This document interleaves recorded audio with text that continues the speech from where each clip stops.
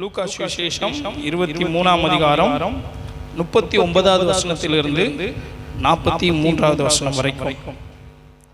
அன்றியும் சிலுவையில் அறையப்பட்டிருந்த குற்றவாளிகளில் ஒருவன், நீ கிறிஸ்துவானால் உன்னையும் எங்களையும் ரட்சித்துக்கொள் என்று அவரை இகழ்ந்தான். மற்றவன் அவனை நோக்கி, நீ இந்த ஆக்கினைக்கு உட்பட்டவனாய் இருந்தும் தேவனுக்கு பயப்படுகிறது இல்லையா? நாமோ நியாயப்படி தண்டிக்கப்படுகிறோம், நாம் நடப்பித்தவைகளுக்கு தக்க பலனை அடைகிறோம். இவரோ தகாததொன்றையும் நடப்பிக்கவில்லையே என்று அவனை கடிந்து கொண்டு இயேசுவை நோக்கி, ஆண்டவரே, நீர் உம்முடைய ராஜ்யத்தில் வரும்போது அடியேனை நினைத்தருளும் என்றான். இயேசு அவனை நோக்கி, இன்றைக்கு நீ என்னுடனே கூட பரதீசில் இருப்பாய் என்று மெய்யாகவே உனக்கு சொல்லுகிறேன் என்றார். ஜெபம் பண்ணுவோமா? கொஞ்ச நேரம் கண்களை மூடி ஜெபம் பண்ணுவோம். சர்வ வல்லமை உள்ள தேவனே, இந்த வசனத்திலிருந்து எங்களோடு கூட பேசும். ஆண்டவரே, உம்முடைய வசனம் ஜீவனாயும் ஆவியாயும் இருக்கிறது. விசுவாசத்தோடு நாங்கள் வார்த்தைகளை கேட்கவும் எங்கள் செவிகளை, எங்கள் இருதயங்களை கர்த்தர் திறந்தருளுவீராக. பரிசுத்த ஆவியானவரே, உம்முடைய தயவு எங்கள் மேல இருப்பதாக என்று சொல்லி ஜெபிக்கிறோம். உம்முடைய திருக்கரத்தில் எங்களை அர்ப்பணிக்கிறோம். பெரிய காரியங்களை செய்யும் இயேசுவின் நாமத்தில் பிதாவே, ஆமென். எல்லாம் ஆமென் சொல்லுங்களேன். Very good. லூக்கா சுவிசேஷம் 23ஆம் அதிகாரம் 39லிருந்து 43 வரைக்கும் வசனம் வாசிக்க கேட்டோம். நிறைய பேரு நிறைய விதங்களிலே சாவார்கள், மடிந்து போவார்கள். சில பேர் சமாதானத்தோடு செத்து போறது பார்த்திருப்பீங்க. சில பேர் ரொம்ப சமாதானம் இல்லாமல், சில பேர் சந்தோஷமாய் தன் உயிரை விடுவார்கள். சில பேர் ரொம்ப கோபத்தில் தங்கள் உயிரை விடுவார்கள். ஜனங்கள் வித்தியாசமாய் மரிப்பதற்கு காரணம் அவர்களுடைய வித்தியாசமான வாழ்க்கை முறைகள். அவருடைய வாழ்க்கை முறைகள் அவர்களுடைய மரணத்தை நிர்ணயிக்கிறது. இந்த நாட்களில் எல்லா திருச்சபைகளிலும் சிலுவையை பற்றிய தியானம் போய்கொண்டிருக்கிறது. இந்த 40 நாட்கள் விசேஷமா மெயின் லைன் சர்ச்சஸ் எல்லாரும் என்ன செய்வாங்கன்னா, சிலுவையை பற்றி நிறைய தியானிப்பாங்க, நிறைய நேரம் எடுத்து ஜெபிப்பார்கள், வசனத்தை வாசிப்பார்கள். இன்னைக்கு நான் உங்கள்கிட்ட என்ன பேச போகிறேன்னா, சிலுவையிலே அறையப்பட்ட குற்றவாளிகளில் ஒருவன். Jesus loves criminals. இயேசு குற்றவாளிகளை நேசிக்கிறார். ஒரு அல்லேலூயா சொல்லுங்களேன். ஜெயில எழுதி போட்டிருப்பாங்க, நாங்க குற்றத்தை வெறுக்கிறோம், குற்றவாளிகளை நேசிக்கிறோம். அப்படி ஜெயில இயேசு கிறிஸ்துவனுடைய அந்த செயலை எழுதி போட்டிருப்பார்கள். கவனிங்களேன், இங்கே இயேசு கிறிஸ்து குற்றவாளிகளை நேசித்தார், பாவிகளை நேசிக்கிற ஒரு இயேசு இருக்கிறார். ஆமென் சொல்லுங்க. இந்த வசனத்திலிருந்து ஒரு 4 சத்தியத்தை கற்றுக்கொள்ள போகிறோம். அந்த 4 சத்தியமும் நமக்கு பிரயோஜனமா இருக்கும். நாம் வாசித்த வசனத்திலிருந்து இந்த இதே அதிகாரத்துல 32வது வசனத்தை பாருங்கள். 32, 33 வாசியுங்கள்.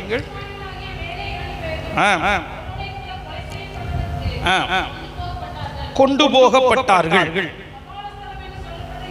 இடத்தில் அவர்கள் சேர்ந்தபோது அவரையும் குற்றவாளியையும் கவனிங்க. இயேசு கிறிஸ்துவினுடைய சிலுவை, அந்த சிலுவையில வலது பக்கத்தில் ஒருவன், இடது பக்கத்தில் ஒருவன். இயேசுவின் சிலுவைக்கு ஒரு அர்த்தம் இருக்கு, சரியா? இயேசு சிலுவைக்கு போனதுக்கு அர்த்தம் இருக்கு. நிறைய சர்ச்சஸ்ல நான் நேற்றுக்கு நைட்டு கூகுள் பண்ணி பார்த்தேன். இயேசு கிறிஸ்துவினுடைய சிலுவையை பற்றி எத்தனை இமேஜஸ் இருக்கு, எத்தனை போட்டோஸ் இருக்கு, எத்தனை போட்டோஸ் இருக்கு இந்த உலகத்துல அப்படி சொல்லி கூகுள் பண்ணி பார்த்தா எண்ணிக்கை கடங்காத போட்டோஸ் வருது. அதுல நிறைய போட்டோல ஒரு சிலுவை மட்டும் இல்ல. யாரு எத்தனை சிலுவை இருந்துச்சு தெரியுமா? நிறைய 3 சிலுவை இருக்கு.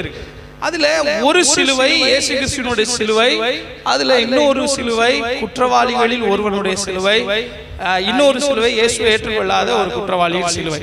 இந்த நாம் வாசித்த இந்த அதிகாரத்துல இவன் குற்றம் செய்தவன், நியாயப்படி தண்டிக்கப்பட்டவன், நியாயப்பிரமாணத்துக்கு விரோதமாய் செயல்பட்டவன். இவன் ஒரு யூதன்.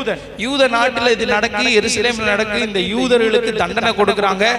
என்ன தண்டனை? மரண தண்டனை விதிக்கிறார்கள். இயேசுவோடு கூட சேர்ந்து 2 பேருக்கு மரண தண்டனை. சரியா? இதெல்லாம் நமக்கு தெரியும். நான் இதெல்லாம் சொல்ல விரும்பல. வேகமா நான் என்ன சொல்ல வரேனோ அதை மட்டும் சொல்கிறேன். முதல் காரியம், இந்த வாசித்த வசனத்திலிருந்து நாம் கற்றுக்கொள்ளுகிற காரியம். நான் சொல்ற வசனத்தை வாசியுங்கள். 43வது வசனத்தை வாசியுங்கள்.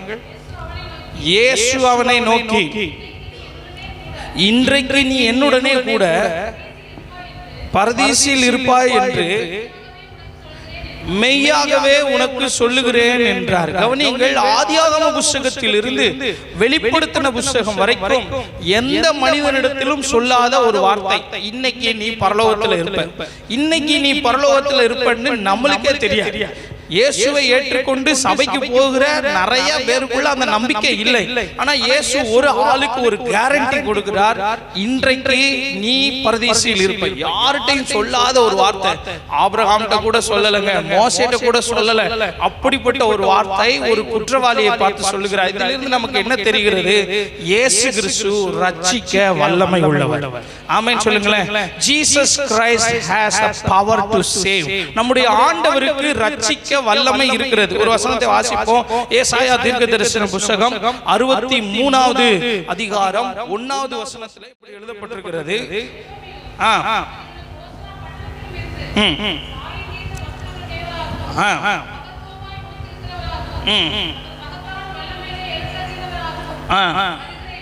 வருகிற இவர் யார்? நீதியாய் பேசி ரட்சிக்க வல்லவராகிய நான் தானே. He is mighty to save. அவர் ரட்சிக்க வல்லமை உள்ளவர். இந்த அதிகாரத்திலிருந்து, இந்த சம்பவத்திலிருந்து நமக்கு தெரிய வருகிற முதல் சத்தியம், இயேசு நம்மை ரட்சிக்க வல்லமை உள்ளவர். ரட்சிப்புனா என்ன? பாதுகாக்க வல்லமை உள்ளவர். இவன் யார்? திருடன், இவன் துன்மார்க்கர், இவன் கொலைகாரன், இன்னும் சொல்ல போனா இவன் மரித்து கொண்டிருக்கிறான். கவனிங்க, சிலுவையில தொங்கிக் கொண்டிருக்கிறான், மரித்து கொண்டிருக்கிறான். அவன் சரீரத்திலிருந்து இரத்தம் பாய்ந்து கொண்டிருக்கிறது. வேதனை, அழுகை, அவமானம், நிர்வாணமாய் தொங்கிக் கொண்டிருக்கிறான். எல்லா ஜனங்களும் பார்த்து சொல்றாங்க, இவன் குற்றம் பண்ணினவன், இவன் குற்றவாளி, குற்றவாளி அப்படின்னு சொல்லுகிறார்கள். அவனுக்காக மரணம் ரெடியாக இருக்கிறது. இன்னும் கொஞ்ச நேரத்தில் அவன் மரணத்தை சந்திக்க போகிறான். இன்னும் கொஞ்ச நொடி பொழுதுகளிலே மரிக்க போகிறான். இன்னும் சொல்ல போனா இவனுக்காக கல்லறை ஆயத்தமா இருக்கிறது. சாக போகிற இந்த குற்றவாளிக்கு கல்லறை எப்படி இருக்கிறது சொல்லுங்களேன்? ஆயத்தமா இருக்கிறது. ஆனால் இவன் நம்முடைய இயேசுவை பார்த்து ஜெபிக்கிறான். அந்த வசனத்தை பாருங்களேன். 42வது வசனத்துல இயேசுவை நோக்கி, ஆண்டவரே, ஆண்டவரே, நீர் உம்முடைய ராஜ்யத்தில் வரும்போது உமது அடியேனை என்ன செய்தருளும்? கவனிங்க, சொல்லுங்களேன். நினைத்தருளும். அவன் மரித்து கொண்டிருக்கிறான், ரத்தம் வடிகிறது, கொஞ்ச நேரத்துல மரணம் வரப்போகிறது, கல்லறையும் ரெடி ஆயிருச்சு. But he is praying. ஆனால் அவன் என்ன செய்கிறான்? ஜெபிக்கிறான். நீங்க எப்படிப்பட்ட சூழ்நிலையில இருந்தாலும் சரி, மரிக்கும் தருவாயில் இருந்தாலும் சரி, மரித்தே போனாலும் சரி, கல்லறை உங்களுக்கு ரெடியா இருந்தாலும் சரி, கவனிங்க, நிறைய பேருக்கு கல்லறையை ரெடி பண்ணி வச்சிருக்காங்க நம்மளுக்காக. ஏன்னா குழியை தோண்டி வச்சிருப்பாங்க, கவலையப்படாதீங்க. But when you pray, God will give answer. Amen சொல்லுங்களேன். நம்ம ஆண்டவரால் ரட்சிக்க முடியாத கேஸ்னு சொல்லி ஒரு கேஸுமே இல்லை. ஹல்லேலூயா சொல்லுங்களேன். அந்த ஆண்டவர் இன்றைக்கும் உயிரோடு கூட இருக்கிறார். இயேசு உடனே ஆன்சர் கொடுக்கிறார். நீ இன்றைக்கு என்னோடு கூட பரலோகத்தில் இருப்பாய். ஆமென் சொல்லுங்களேன். பரதீசியில் இருப்பாய். நீ நரகத்துக்கு போக மாட்டாய். அவன் எல்லாரும் நினைச்சாங்க குற்றவாளி, குற்றம் பண்ணினவன், அக்கிரமக்காரன், இவன் கொலைகாரன், இவன் நரகத்துக்கு போக போகிறான் என்று. ஆனால் அவன் போன இடம் என்ன தெரியுமா? நரகம் அல்ல, பரலோகத்திற்கு போகிறான். அவன் போன இடம் பாதாளத்தின் வாசலுக்கு அல்ல, ஒரு மகிமையான ஸ்தானத்துக்கு போகிறான். அவன் எங்க போனான் தெரியுமா? ஆண்டவருடைய தூதர்கள் எல்லாம் இருக்கிற ஒரு இடத்துக்கு போனான். ஆண்டவரால் ரட்சிக்க முடியாத கேஸ் சொல்லி ஒண்ணுமே இல்லை. இயேசு கிறிஸ்து ஒரு நல்ல டாக்டர். இங்க நர்சஸ்லாம் இருக்கிறீங்க, அவர் நல்ல டாக்டர். அவர் எப்படிப்பட்ட டாக்டர் தெரியுமா? அவர்கிட்ட ஒரு கேஸ் வந்துச்சுன்னா அந்த கேஸை அவர் நல்லா கிளியர் பண்ணி முடிச்சு தான் அனுப்புவார். ஆமென் சொல்லுங்களேன். சாகிற நிலைமைக்கு வந்தாலும் சரி, லாசரு மரித்து போய் விட்டான். அவனுடைய சிஸ்டர்ஸ் 2 பேரும் ஜெபம் பண்ணுகிறாங்க. வேகமா வாங்க ஆண்டவரே. ஆண்டவர் 4 நாள் கழிச்சு வரார். வேகமா வா அப்படின்னு சொன்னா ஆண்டவர் என்ன செய்வார்னா கொஞ்சம் ஒரு 4 நாள் கழிச்சு தான் வருவார். இப்போ உடம்பு சரியில்லை, சாக போறோம், இயேசுப்பா கொஞ்சம் பார்த்து செய்யுங்க. அவர் பார்த்துக்கிட்டே இருப்பார், வெயிட் பண்ணுவார். 4 நாள் கழிச்சு வருகிறார். ஆண்டவர் கேட்கிறாரு, கல்லறையில வச்சாச்சு. அவனை எங்க வச்சிருக்கீங்க? கல்லறையில வச்சா. சரி, அதை திறக்க சொன்னா அவன் என்ன சொல்றா? வேணாம் ஆண்டவரே. என்ன செய்யும்? நாருமே. நிறைய பேருடைய வாழ்க்கையில எப்படி இருக்கு தெரியுமா? ஆண்டவரே எதனாலும் பேசுங்க, ஆனா இத பேசாதீங்க. ஏன்னா பேசினா என்ன செய்யும்? நாரும். எந்த ஃபைலைனாலும் நீங்க ஓபன் பண்ணுங்க, இந்த ஃபைலை மட்டும் என் வாழ்க்கையில ஓபன் பண்ணாதீங்க, நாரும். நானுமே அப்படி சொல்ல முடியும், என் வாழ்க்கையிலுமே உண்டு. ஆண்டவரே இந்த ஃபைலை மட்டும் எடுக்காதீங்க, இந்த கலரை மட்டும் திறந்துறாதீங்க. ஏன்னா அது நான் நேசித்த ஆள் தான், நான் நேசிக்கிறவர்கள் தான். ஆனா மரித்து போய்விட்டான், 4 நாள் ஆச்சு, செத்து போயிட்டான், நாரும் வீசும். என் தம்பியை நாங்க எப்படி வளர்த்தோம் தெரியுமா? அவனுடைய நாரி போன சரீரத்தை பார்க்க எங்களுக்கு மனமில்லை. ஆனால் ஆண்டவர் என்ன செய்தார் தெரியுமா? நீ நாரும் என்று நினைத்தவைகளை ஆண்டவர் மகிமையாய் மாற்றினார். ஆமென் சொல்லுங்களேன்.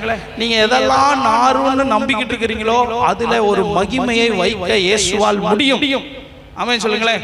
ஷாத்ராக், மேஷாக், ஆபேத்நேகோ அவர்களுக்கு முன்பாக 7 மடங்கு அக்னி இருக்கிறது. அவர்களையும் தூக்கி உள்ள போடுற ஆள் வந்தாச்சு. வசனம் சொல்லுது, அவர்களுடைய குல்லாவோடும் சால்வையோடும் அவர்கள் வஸ்திரத்தோடும் கட்டுகிறார்கள். அப்படின்னா என்ன அர்த்தம்னா, அவங்களுக்கு இருந்த பதவியோட, என்ன பதவியில் அவங்க இருந்தாங்களோ அந்த பதவியோட கட்டி அவனை தீக்குள்ள தூக்கி போட்டு அவன் துடிக்க தீக்குள்ள போட்டாலே செத்துருவாங்க. நீங்க தீக்குள்ள போட்டாலே செத்துருவாங்க. ஆனா கட்டி போடணும்னு நினைக்கிறோம். சில நேரம் நம்மளை மூவ் பண்ண விட மாட்டான், நம்மளை செயல்பட விட மாட்டான். ஆனால் ஆண்டவர் எப்படிப்பட்டவர் தெரியுமா? அவர் முற்றும் முடிய ரட்சிக்க வல்லமை உள்ளவர். ஆமென் சொல்லுங்களேன். இந்த குற்றவாளி ஜெபம் பண்ணுகிறான், ஆண்டவரே உம்முடைய ராஜ்யத்தில் வரும்போது என்னை நினைத்துக் கொள்ளும். உடனே ஆன்சர் கொடுக்கிறார், நான் மரணத்துக்கும் பாதாளத்துக்கும் உரிய திறவுகோல்களை உடையவராய் இருக்கிறேன். நான் திறந்தால் no one can shut, நான் அதை அடைத்தால் ஒருவனும் அதை என்ன செய்ய முடியாது, திறக்க முடியாது. எனக்கு தான் பவர் இருக்கு, நான் என்ன செய்வேன், உன்னை ரட்சிப்பேன். ஆமென் சொல்லுங்களேன். இந்த வசனத்திலிருந்து, இந்த சம்பவத்திலிருந்து நமக்கு தெரிய வருகிற சத்தியம், இயேசு கிறிஸ்துவால் டீல் பண்ண முடியாத சம்பவம் என்று ஒன்றுமே இல்லை. ஆமென் சொல்லுங்களேன். நம்முடைய பாவம் எவ்வளவு கொடுமையா இருந்தாலும், எவ்வளவு சிவேர் என்று இருந்தாலும் அவரால் மாற்ற முடியாத காரியம் என்று ஒன்றுமே இல்லை. எதெல்லாம் நீங்க நினைச்சுக்கிட்டு இருக்கீங்க இதெல்லாம் மாறாது, அவ்வளவுதான், செத்து போயாச்சு, இன்னும் ஒரு சில நேரத்துல சாக போறோம், மரணம் வரப்போகுது. அப்படிப்பட்ட நிலைமையா இருந்தாலும் பரவாயில்லை, ஆண்டவர் என்னைக்குமே கடைசி நேரத்துல தான் செய்வார். ஆமென் சொல்லுங்களேன். லாஸ்ட் மூமெண்ட்ல தான் செய்வார். அவனை ஆபிரகாம் குத்தி கிழிக்க போகிறார், அவனை பலி செலுத்த போகிறான். ஒரு few seconds இருக்கு, ஆபிரகாமே உன் பிள்ளையாண்டான் மேல் என்ன போடாதே, கத்திய போடாத. கடைசி மூமெண்ட். மலைக்கு ஏறும்போது சொல்லியிருக்கலாம், கல்லெல்லாம் எடுத்து வச்சு பலிபீடம் கட்டும் போது சொல்லியிருக்கலாம். அல்லது ஈசாக்கு கேட்கிறான், அப்பா அப்பா நம்ம கிட்ட நெருப்பு இருக்கு, விறகு இருக்கு, ஆட்டுக்குட்டி எங்க, அப்பவாசி சொல்லியிருக்கலாம். ஈசாக்க கட்டி ஆபிரகாம் அது மேல வைக்கிற வரைக்கும் ஆண்டவர் அமைதியா இருக்கு, அப்பாச்சும் சொல்லியிருக்கலாம், ஆபிரகாமே உன் பிள்ளையாண்டான் மேல் கத்திய போடார். லாஸ்ட் மூமெண்ட் வரைக்கும் ஆண்டவர் வெயிட் பண்ணுவார். ஆண்டவரே நீர் பார்த்துக் கொள்ளும் அப்படின்னு அவர் பார்த்துக்கிட்டே இருப்பார். கடைசி நேரத்துல அற்புதம் செய்கிற தேவன் நம்முடைய ஆண்டவர். ஒரு அல்லேலூயா சொல்லுங்களேன். இந்த நாம் வாசித்த இந்த குற்றவாளிகளின் சம்பவத்தில் இருந்து தெரிய வருகிற இரண்டாவது சத்தியத்தை சொல்லுகிறேன். முதல் சத்தியம் என்ன? இயேசுவால் எல்லாரையும் ரட்சிக்க முடியும். ஆமென் சொல்லுங்களேன். இயேசுவால் ரட்சிக்க முடியாத நபர் என்று ஒருவரும் இல்லை, பாதுகாக்கப்பட முடியாத நபர் என்று ஒன்றுமே இல்லை. இரண்டாவது, இந்த சம்பவத்திலிருந்து நமக்கு தெரிய வருகிற காரியம், some saved others are not. சில பேர் ரட்சிக்கப்படுவாங்க, சில பேர் சொல்லுங்களேன், பயப்படாதீங்க, சொல்லுங்க, ரட்சிக்கப்பட மாட்டார்கள். இந்த வசனத்திலிருந்து நமக்கு தெரிய வருகிற காரியம் என்ன? இயேசு நடுவில் சிலுவையில் அறையப்பட்டிருக்கிறார். வலது பக்கத்தில் ஒரு குற்றவாளி, இடது பக்கத்தில் ஒரு குற்றவாளி. ஒருவன் ரட்சிக்கப்படுகிறான், ஒருவனோ ரட்சிக்கப்படவில்லை. 2 பேரும் செஞ்சது என்னதுங்க? 2 பேரும் ஒரே தண்டனை செய்தார்கள், ஒரே குற்றம் செய்தார்கள். அவங்க திருடினாங்களா, கொலை பண்ணாங்களா என்னன்னு பைபிள் கிளியரா சொல்லல. ஆனா அவர்கள் குற்றவாளிகள், நியாயப்படி தண்டிக்கப்பட்டவர்கள், மரணத்துக்கு பாத்திரவான்கள். 2 பேரும் சத்தம் கேட்டாங்க. யாருடைய சத்தம் தெரியுமா? இயேசுவோட சத்தம். இயேசு ஜெபம் பண்ணுகிறார். அந்த வசனத்தை வாசிங்க, 34வது வசனத்தை பாருங்க. அப்பொழுது இயேசு, பிதாவே இவர்களுக்கு மன்னியும், அறியாதிருக்கிறார்கள். 2 பேரும் அந்த சத்தத்தை கேட்டிருக்கிறாங்க. பக்கத்துல நிக்கிற ஆட்களுக்கு இயேசு பேசுனதை கேட்டிருக்குமா? கண்டிப்பா கேட்டிருக்கும். 2 பேரும் கேட்டுச்சு. இயேசு சொல்றாரு, இயேசுவே பிதாவே இவர்களுக்கு மன்னியும், இவர்கள் செய்கிறது இன்னதென்று அறியாதிருக்கிறார்கள். இப்படி இயேசு சொன்னதை 2 பேருமே கேட்டாங்க. இயேசு பேசுனதை சில ஆட்கள் கேட்பாங்க, ஆனா ரட்சிக்கப்பட மாட்டாங்க. இது எதற்காக சொல்லப்பட்டிருக்கு? இதுல இருந்து நாம் கற்றுக்கொள்ளுகிற இரண்டாவது சத்தியம், நமக்கு எச்சரிப்பு ஆண்டவர் வைத்துக் கொண்டே இருக்கிறார். ஆமென் சொல்லுங்களேன். ஒரு ஆளு ரட்சிக்கப்படலாம், இன்னொரு ஆளு ரட்சிக்கப்படாமல் இருப்பதற்கு வாய்ப்பு உண்டு. நிறைய வாலிபர்கள் நினைப்பாங்க, என்ன நினைப்பாங்க தெரியுமா? நாம சாகும்போது இயேசுவை ஏத்துக்கலாம். தமிழ்ல ஒண்ணு சொல்லுவாங்களே, எங்க தமிழ் வாத்தியார் சொல்லுவார், சாகும்போது சங்கரா சங்கரான்னு சொல்லிக்கிட்டே போக வேண்டியதான். சங்கரா சங்கரான்னா வேலைக்கு ஆகாது, சாகும்போது சங்கரானாலும் வேலைக்கு ஆகாது, இயேசுவேனாலும் வேலைக்கு ஆகாது. இப்பதான் டைம். மனம் திரும்ப ஆண்டவர் வாய்ப்பு தருகிறார். சவுல் டேவிட் 2 பேர் இருந்தாங்க, கவனிங்க. சவுலும் தாவீது 2 பேரும் ஒரே டைம்ல வாழ்ந்தாங்க, ஒரே ஃபேமிலி பேக்ரவுண்ட். சவுலும் சிறிய குடும்பத்திலிருந்து வருகிறான், தாவீதும் சின்ன குடும்பத்திலிருந்து வருகிறான். சவுலையும் ஆண்டவர் அபிஷேகம் பண்ணினார், தாவீதையும் அபிஷேகம் பண்ணினார். இவங்க 2 பேரு யாருடைய டைம்ல வேலை இருந்தாங்க தெரியுமா? சாமுவேல் என்கிற ஒரு பெரிய தீர்க்கதரிசி அவர் டைம்ல இருந்தாங்க. நீங்க நினைச்சுக்கலாம், நாங்க இந்த பாஸ் கிட்ட இருக்கிறோம், அந்த பாஸ் கிட்ட இருக்கிறோம், அப்படி இருக்கிறோம் அப்படின்னு நினைச்சுக்கிடலாம். ஆனா ரட்சிப்பு ஆண்டவரால தான் முடியும். ஆமென் சொல்லுங்களேன். என்னதான் சவுலா இருந்தாலும், என்னதான் தாவீதா இருந்தாலும், நாம் ரட்சிக்கப்படுவது கர்த்தருடைய கரத்தில் தான் இருக்கிறது. நான் என்னதான் பெரிய பாஸ்டரா இருந்தாலும் என் பிள்ளைங்களை கூட நான் ரட்சிக்க முடியாது. இன்னொருக்கா சொல்றேன், நான் என்னதான் பெரிய பாஸ்டரா இருந்தாலும் என் மனைவியை ரட்சிக்க முடியாது, என் பிள்ளைகளை ரட்சிக்க முடியாது. நான் என்ன செய்ய முடியும் தெரியுமா? என் ஆத்மாவை ஆண்டவர்கிட்ட கொடுத்து, ஆண்டவரே நீ தான் என்னை ரட்சிக்கணும். இதுல இருந்து தெரிய வருகிற 2வது சத்தியம் என்னவென்றால், ஆண்டவருடைய இரக்கத்தையும் ஆண்டவருடைய கருணையையும் உதாசீனப்படுத்த கூடாது. ஆமென் சொல்லுங்களேன். ஒரு கல்லன் சொல்லுகிறான், என்ன சொல்றான் அந்த வசனத்தை வாசிங்களேன். 39வது வசனத்தை பாருங்க. அன்றியும்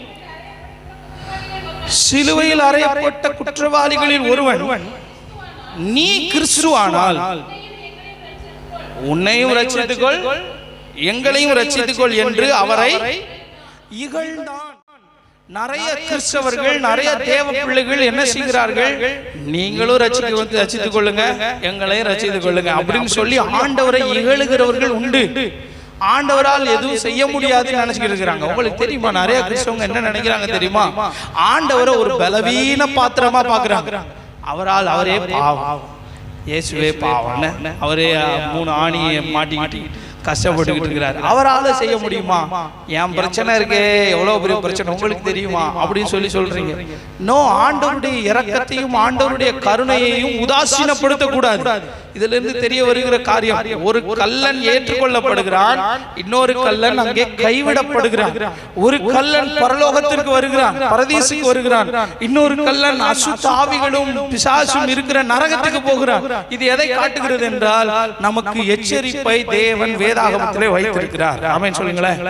நாம் கவனமாக இருக்க வேண்டும். சில பேர் தன்னுடைய பாவத்திலேயே நான் தொடர விரும்புகிறேன், என் பாவத்திலேயே கண்டினியூ பண்றேன். சாலமோன் ஒரு இடத்துல சொல்றான், பிரசங்கியில சொல்லும்போது சொல்லுகிறான், நான் என் மனதை ஞானத்துக்கு செலுத்தி கொண்டிருக்கும் போது, நல்லா கவனிங்க, என் மனதை ஞானத்துக்கு செலுத்தி கொண்டிருக்கும் போது என் மாம்சத்தை மதுபானத்தால் சீராட்டி கொண்டிருந்தேன். ஐயா இங்க சரக்க போட்டுட்டு மனசு ஃபுல்லா தியானம் பண்றார். எனக்கு ஒரு தம்பி தெரியும், நல்ல தம்பி கிடையாது அவர் பேரு, ஐயோ என் கூட ஒருத்தர் படிச்சாரு நல்ல தம்பி, வீடியோல இதெல்லாம் வந்துடும்.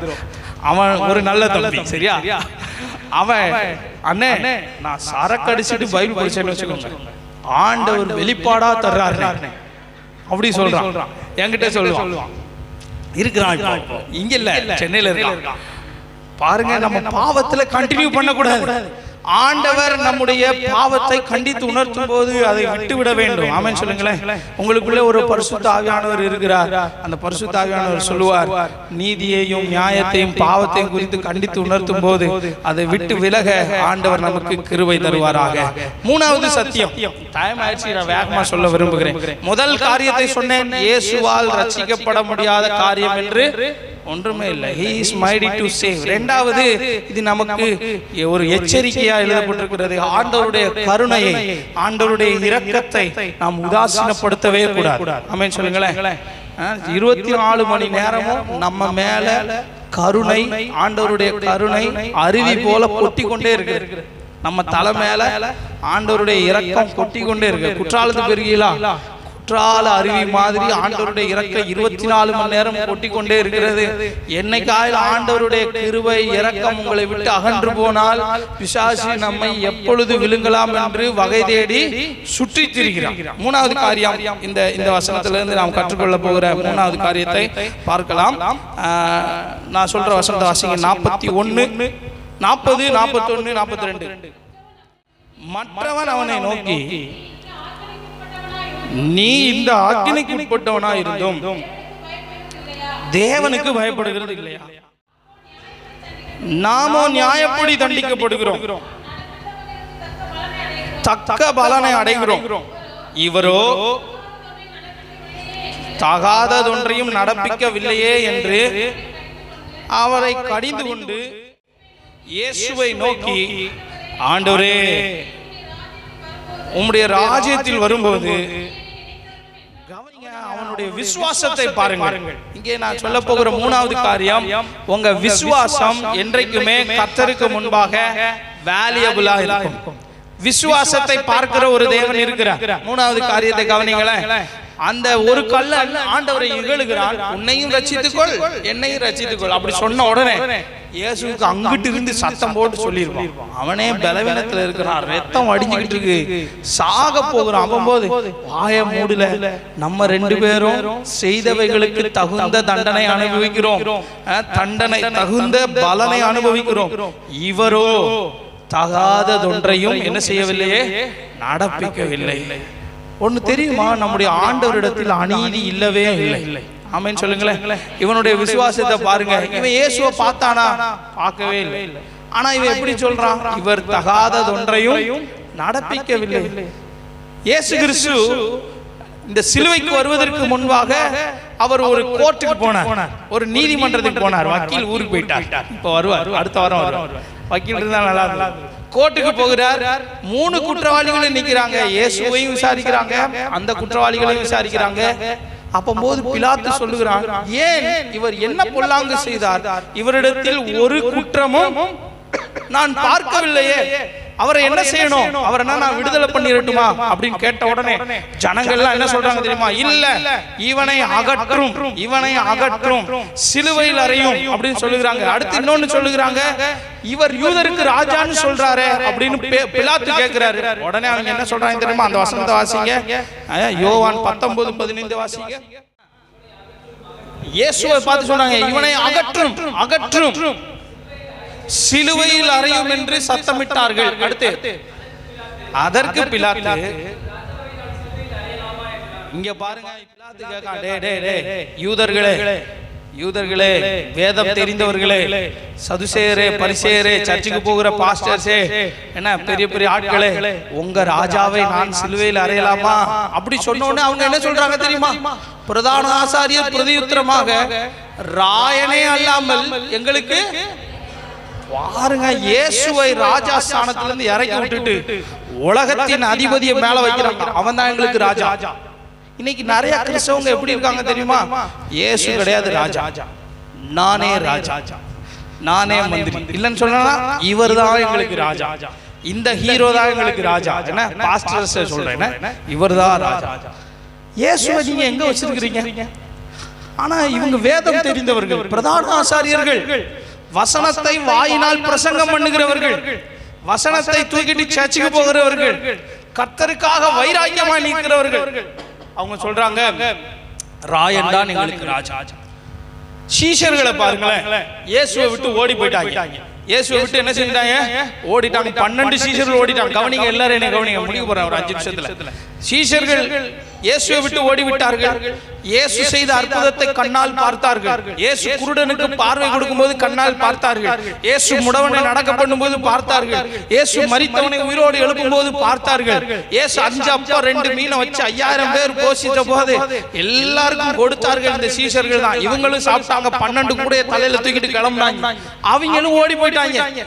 இயேசுவின் அற்புதத்தை கண்டவர்கள் ஓடி போய்விட்டார்கள், இயேசுவின் வசனத்தை தெரிந்தவர்கள் ஓடிவிட்டார்கள். ஆனால் இந்த குற்றவாளிக்கு இது எந்த அனுபவமுமே கிடையாது. வசனமும் தெரியாது, இயேசுவின் அற்புதத்தையும் பார்க்கவில்லை, எதையும் பார்க்கவில்லை. ஆனால் உலக அதிபதிக்கு கீழே இருந்தான் இவ்வளவு நாள். இப்பொழுது அவன் என்ன சொல்லுகிறான் தெரியுமா? இயேசுவே, 42வது வசனத்தை பாருங்களேன். இயேசுவை நோக்கி, ஆண்டவரே, உம்முடைய ராஜ்யத்தில் நீர் வரும்போது அடியேனை நினைத்தருளும். லூக்கா 23:42. ஆண்டவரை எப்படி கூப்பிடுகிறான்? இயேசுவை எப்படி கூப்பிடுகிறான்? கவனி, சொல்லுங்க. ஆண்டவரே, லார்ட். ஆனா இயேசுவை யூதர்கள் என்ன சொன்னாங்க? இவனை அகற்றும், இந்த ஃபெல்லோ எங்களுக்கு வேண்டாம், இந்த ஏமாற்றுக்காரன் எங்களுக்கு வேண்டாம் அப்படி சொல்லி அகற்றினார்கள். ஆனா இவன் எப்படி சொல்றானா? ஆண்டவரே, எஜமானனே அப்படின்னு கூப்பிடுகிறான். அடுத்து இன்னொரு வார்த்தை சொல்லுகிறான், ராஜ்யத்தில் வரும்போது அடியேனை நினைத்தருளும். இவன் இயேசுவை எப்படி பார்க்கிறான் தெரியுமா? ராஜாவாகவே பார்த்தான். சொல்லுங்களேன். இந்த ராஜாவுக்கு முள்முடி தான் இருக்கிறது, கிரீடம் இல்லை. இந்த ராஜா கையில செங்கோல் இல்லை. இந்த ராஜா இப்பொழுது ராஜவஸ்திரம் தரித்தவரா இல்லை. இந்த ராஜாவுக்கு ஒரு மகிமை இல்லை. ராஜாவுக்கு முன்னாடி புகழ்றதற்கு ராஜாதி ராஜா, கர்த்தாதி கர்த்தா, வராருன்னு சொல்றதுக்கு ஆள் இல்லை. அவர் தொங்கிக் கொண்டிருக்கிறார். கவனிங்களேன், அவர் தொங்கிக் கொண்டிருக்கிறார், அழுது கொண்டிருக்கிறார், வேதனைப்பட்டு கொண்டிருக்கிறார், கண்ணீர் வடித்துக் கொண்டிருக்கிறார். இயேசு கிறிஸ்து அங்கே அவர் அவமானப்படுத்தப்பட்டார். இயேசுவை எப்படி சிலுவையில் அடிச்சாங்கன்னா, நாம போட்டோஸ்ல எல்லாம் பாக்குற மாதிரி குட்டி வஸ்திரம் அவருக்கு இருந்துச்சு, அப்படிலாம் இல்ல. நிர்வாணமாய் தொங்கிக் கொண்டிருக்கிறார். வரலாறு அப்படித்தான் சொல்லுகிறது.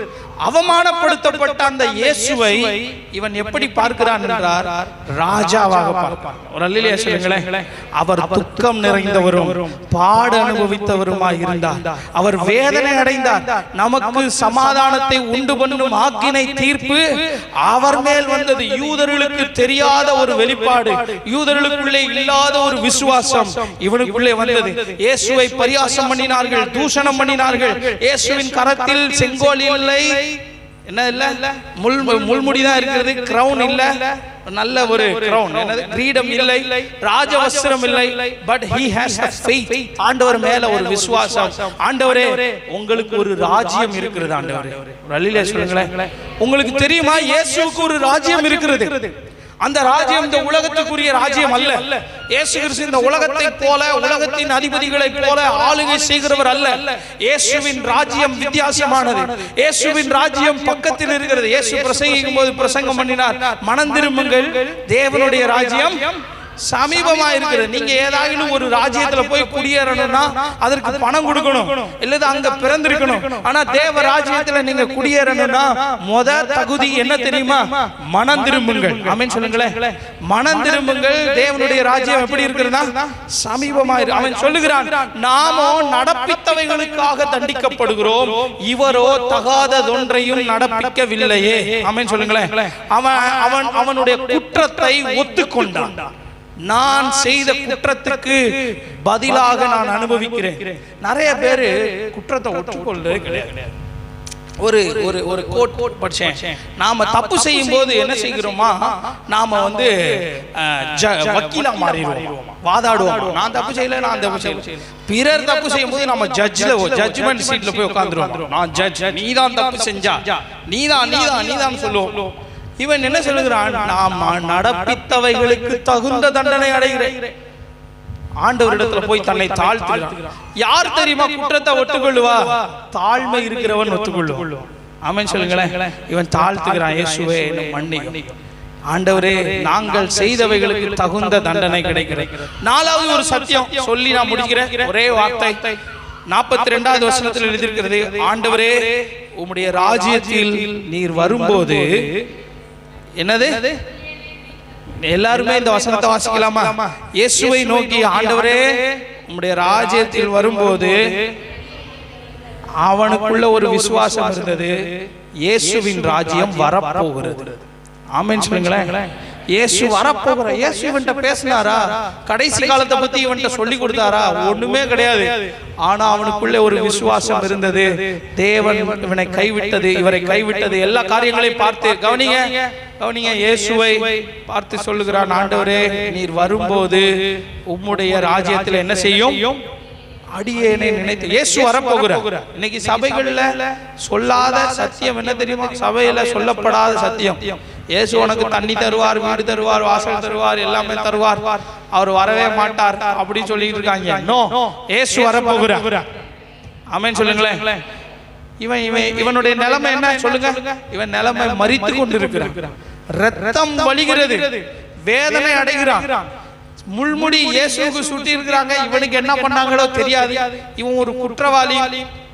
ஆனால் வசனத்துல அவன் என்ன செய்கிறான்? ஆண்டவரே உம்முடைய ராஜ்யத்தில் வரும்போது என்னை நினைத்தருளும். அவனுக்கு வேதனை இருந்தது. ஆண்டவருடைய ராஜ்யம் எப்படிப்பட்ட ராஜ்யம் தெரியுமா? வேதனை இல்லாத ராஜ்யம். அங்கே அழுகை இல்லை. இங்கே இவன் அழுது கொண்டு இருக்கிறான். உங்களை யாராச்சும் சிலுவையில் அடிச்சா நீங்க சிரிப்பீங்களா, அழுவீங்களா? பேசினாலே வரும் கோபம். சில பேருக்கு பேசினாலே எங்கதான் வச்சிருக்காங்களோ, பெண்களுக்கு வந்து டேங்க் இருக்கு, கண்ணீர் டேங்க். அப்படி பார்த்தாலே அழுதுருவாங்க, ஊத்து அழுது கொண்டு இருக்கிறாங்க. ஆனால் அவனுக்குள்ள ஒரு விசுவாசம், ஆண்டவரே நீர் வரும்போது உம்முடைய ராஜ்யத்தில் என்னை நினைத்தேன். அங்கே அழுகை இல்லை, அங்கே கண்ணீர் இல்லை, அங்கே துக்கம் இல்லை, அங்கே அலறுதல் இல்லை. இங்கே வேதனை இருக்கிறது, இங்கே அழுகை உண்டு, இங்கே துக்கம் இருக்கிறது, இங்கே வியாதி இருக்கிறது. ஆனா அங்க வியாதி இல்லை. ஒரு பெண் படுத்திருந்தாலும், அவளுக்கு மரணப்படுக்கையில் இருந்தாலும், ஒரு 12 வயது குழந்தை, அவங்க அம்மா அவட்ட சொன்னாங்களா, அம்மா பரலோகம் எப்படி இருக்கும் அப்படி சொன்ன உடனே அவங்க அம்மா சொன்னாங்களாம், பாப்பா நீ இங்க அழுகையை அனுபவிக்கிற, இங்க உன் சரீரம் ஃபுல்லா வேதனையில இருக்கிறது, கவலைப்படுகிற. ஆனா அங்க அழுகை இல்லை, கண்ணீர் இல்லை, துக்கம் இல்லை, அலறுதல் இல்லை. எல்லாவற்றிற்கும் மேலாக அங்க இயேசு இருக்கிறார். ஆமென் சொல்லுங்களேன். ஆட்டுக்குட்டியானவர் தாமே அவர்களுக்கு வெளிச்சமாய் அங்கே இருப்பார். ஆமென் சொல்லுங்களேன். நீங்க உங்களுடைய கிறிஸ்துவுக்குள்ளே மரித்தவர்களை, உங்கள் அன்புக்குரியவர்களை அங்கே பார்க்கலாம். உங்களுக்கு நெருங்கினவர்களை நீங்க அங்கே பார்க்கலாம். இயேசுவை ஏற்றுக்கொண்டு இயேசுவுக்குள்ள மரித்திருந்தார். எல்லாவற்றிற்கும் மேலாக நான் சொல்லுகிறேன், ஆண்டவரே நீர் வரும்போது என்னை எடுத்துக்கொள்ளும். ஆமென் சொல்லுங்களேன். எத்தனை பேர் இந்த ஜெபம் பண்றீங்க? ராத்திரி தூங்கும் போது நாங்க எங்க வீட்டுல இப்படி ஜெபம் பண்ணுவோம், ஆண்டவரே இந்த ராத்திரி வேளையில உங்களுடைய வருகை இருக்குமானால் எங்களை பரிசுத்தப்படுத்தி எடுத்துக்கொள்ளும் அப்படின்னு நாங்க ஜெபம் பண்ணுவோம்.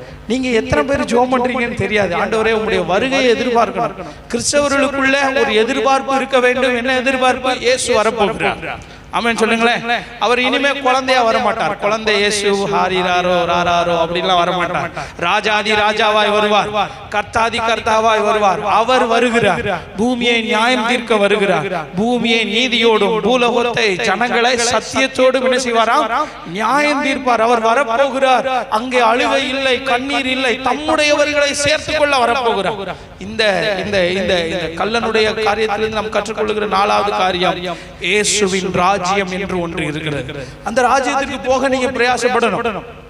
இந்த பூமியில உங்க சரீரத்துக்காக நீங்க எவ்வளவு பிரயாசப்படுறீங்க, ஆத்மாவுக்காக கொஞ்ச நாள் கவலைப்படுங்க. காலையில சர்ச்சுக்கு வரலனா அட்லீஸ்ட் சாயங்காலம் இந்த சைடு வாங்க, சர்ச்சு இங்கதான் இருக்கு. ஒரு நாளும் ஜெபம் பண்ணுங்க, ஃபாஸ்டிங் போட்டு ஜெபம் பண்ணுங்க. என்னைக்கு ஆயிலும் உங்களுக்கு டைம் கிடைச்சதுன்னா சபையில உட்காந்து, பாஸ்டர் நான் கொஞ்ச நேரம் ஜெபம் பண்ண போறேன் அப்படி சொல்லுங்க. உங்க ஆத்மாவுக்காக நீங்க கவலைப்படுங்க. இந்த குற்றவாளி சொல்லுகிறார், கடைசி மணி துளிகள், சில நிமிஷத்துல அவன் மரிக்க போகிறான், சில நிமிஷத்துல மரிக்க போகிறான். ஆனால் அவன் சொல்லுகிறான், ஆண்டவரே உம்முடைய ராஜ்யத்தில் என்னை நினைத்தருளும். நம்ம எல்லாம் எழுப்பி நிற்போம், ஜெபிக்க போகிறோம். எல்லாரும் கண்களை மூடி ஜெபம் பண்ணுவோம். ஹல்லேலூயா. Jesus loves criminals. ஆண்டவர் குற்றவாளிகளை நேசிக்கிறார். கண்களை மூடி ஜெபம் பண்ண போகிறோம். ஹல்லேலூயா, ஹல்லேலூயா.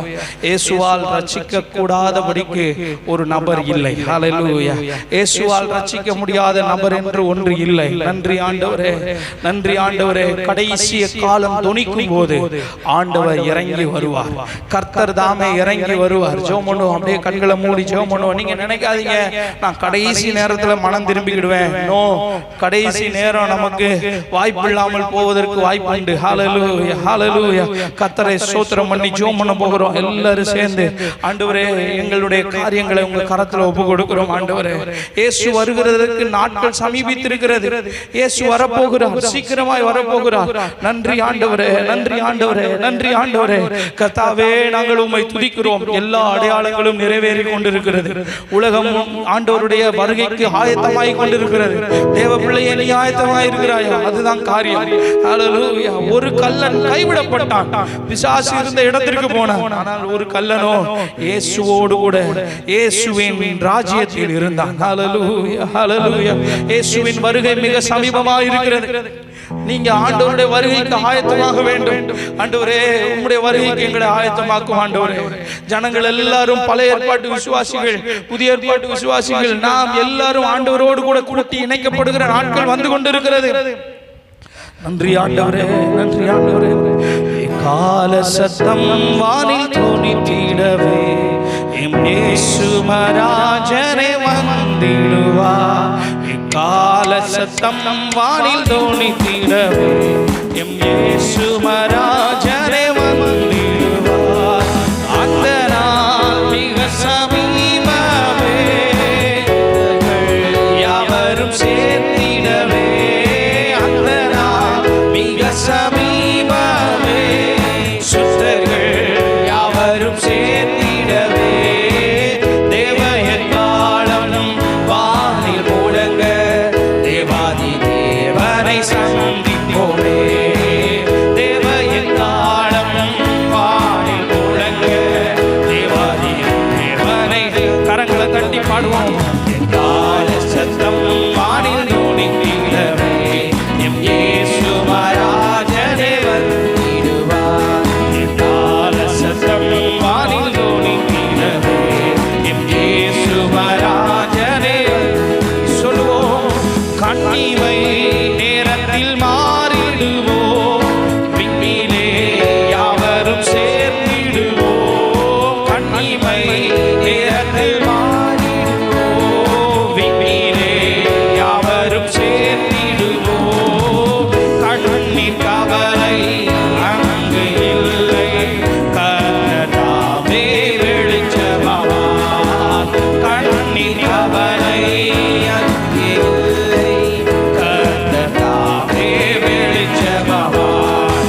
கால சத்தம் வானில் தோணித்திடவே எம் இயேசு மராஜனே வந்திடுவார். கால சத்தம் வானில் தோணித்திடவே எம் இயேசு மராஜனே வந்திடுவார். ஒரு கள்ளன் அவரை தூஷித்தான், ஒரு கள்ளன் அவரை ஏற்றுக்கொண்டான், ஒரு கள்ளன் அவரை இகழ்ந்தான்.